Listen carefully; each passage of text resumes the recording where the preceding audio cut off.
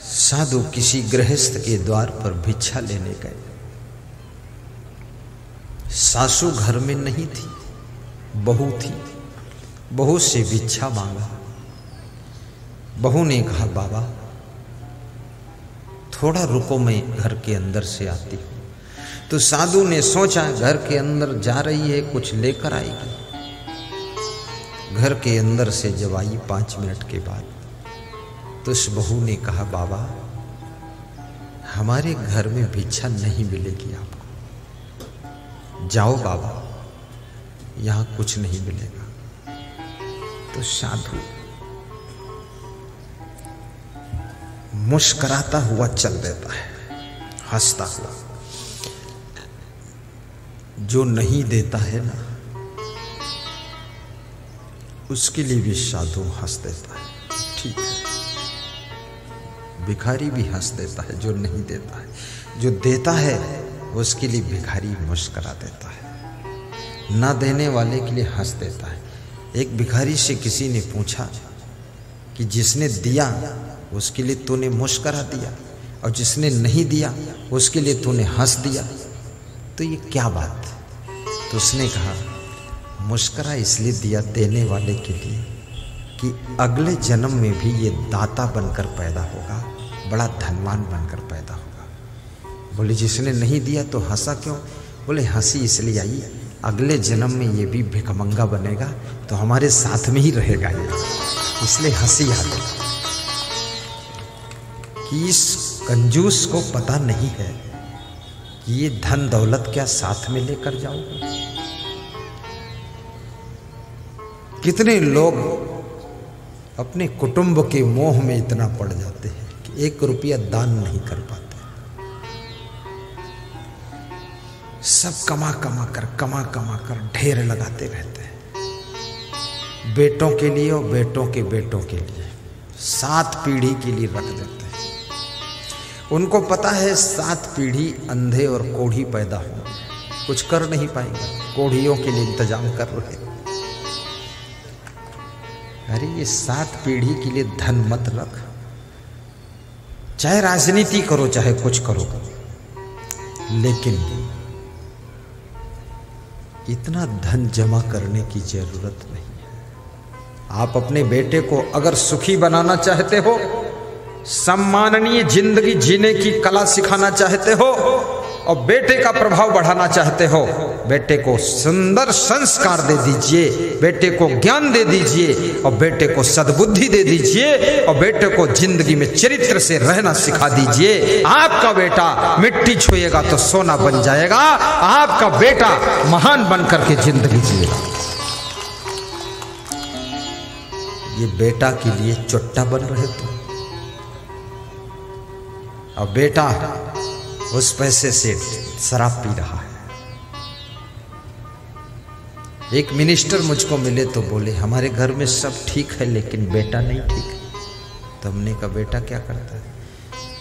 बोले बस ऐसे ही है सब मामला। तो हमने कहा, कमा के तो दे ही दिया है, मर जाओगे तो भी वो जिंदा रहेगा, खाएगा पिएगा। बोले अरे बहुत दुर्गुणी है, तो धन इतना क्यों दे रहे हो उसको? बच्चों से मैं कहूंगा, छोटे छोटे बच्चे जो बैठे हैं, सब बच्चे, बेटी हो या बेटा हो, पोती हो या पोता हो, एक छोटा सा दान पात्र बनाइए, छोटा सा डिब्बा गुल्लक बनाइए।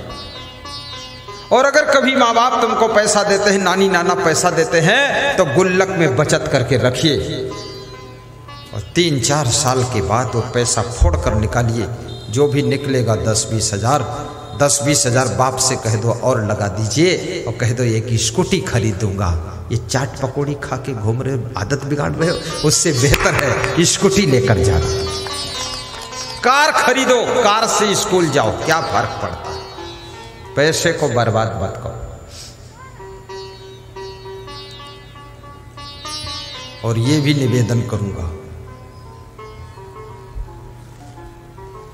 बच्चे को यदि आपने धन दिया है लेकिन धर्म पर चलना नहीं सिखाया, बच्चे को मकान दिया है लेकिन उस मकान में रहने की कला नहीं सिखाई है, और बच्चे को आपने सामान दिया है, लेकिन सम्मान से जिंदगी जीने का ढंग नहीं सिखाया है।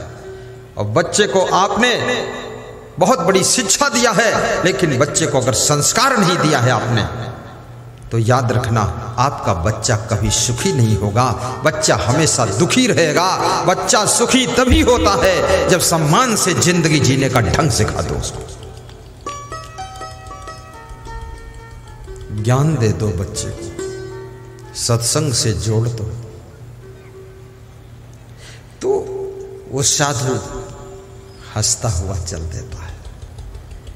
सामने से उस घर की सासू आ रही थी।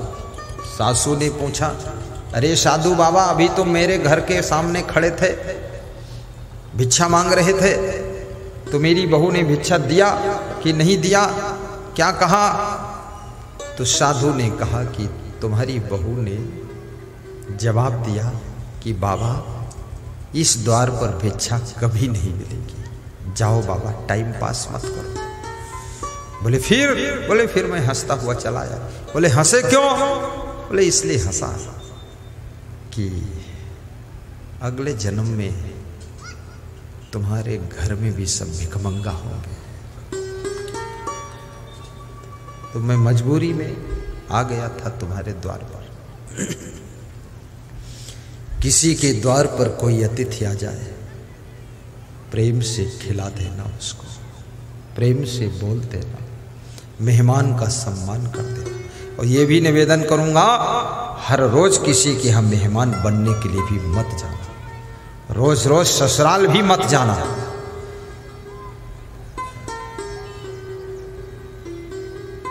एक दिन मेहमान होता है, 2 दिन मेहमान रहे तो मेहमान रहमान होता है, और फिर हर रोज मेहमान आ जाए तो मेहमान ना मेहमान है ना रहमान है, फिर वो मेहमान बेईमान होता है। बेईमान, दूसरे घर में भार बनते हो, वहां भीड़ बचाते हो, टाइम बर्बाद करते हो दूसरे का भी, खाम खाम वहां खड़े रहते रोज। किसी दोस्त के घर पे भी रोज मत जाइए, लांछन लग जाएगा, कलंक का दाग लग जाएगा कि इसके घर पे ये क्यों आता है रोज। लोग संदेह करेंगे तुम्हारे ऊपर, लेकिन तुम जैसा बेशर्म आदमी वहां खड़े हो रोज, क्यों खड़े हो, क्या जरूरत है? आपका सम्मान आपके हाथों में है, आपकी चालों में है, आपकी बातों में, आपकी चरित्रों में है। प्रथम अपने चरित्रों को सुधारोगे तो क्या होगा? हे गुरुदेव, अपने चरणों में बिठा लोगे तो क्या होगा? बिठा लोगे तो क्या होगा? सासू ने कहा तुम मेरे साथ आओ।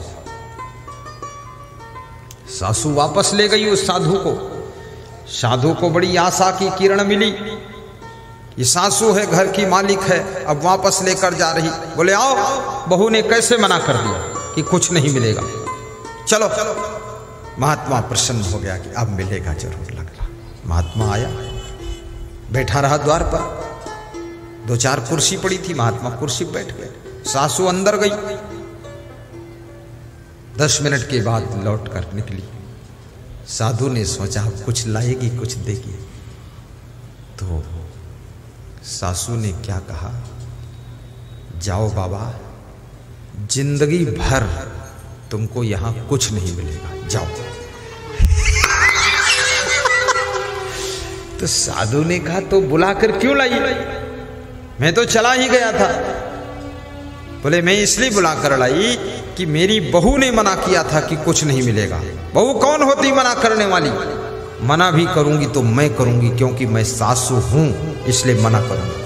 तो मैं इसलिए लाई थी कि तुमको मना करने के लिए लाई थी कि मैं मना कर रही हूं। ये सासू होने का ऐसा अहंकार होता है कि मना भी करूंगी तो मैं ही करूंगी।